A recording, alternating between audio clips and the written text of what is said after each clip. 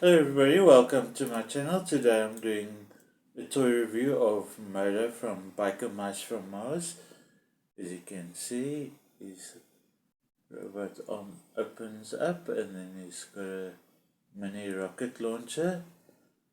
Unfortunately I don't have his bazooka available for review.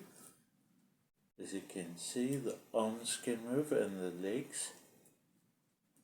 And also you can make it look like he's sitting on a motorbike.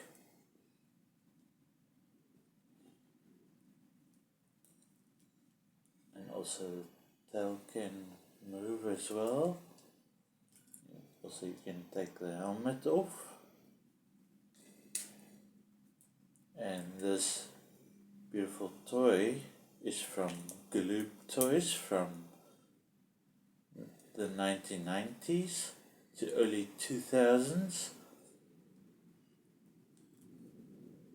Thank you for watching this video. Please don't forget to like and subscribe to my channel, and please leave a comment in the comment box below, and please share the links to my videos if toy companies want to contact me for future sponsorships.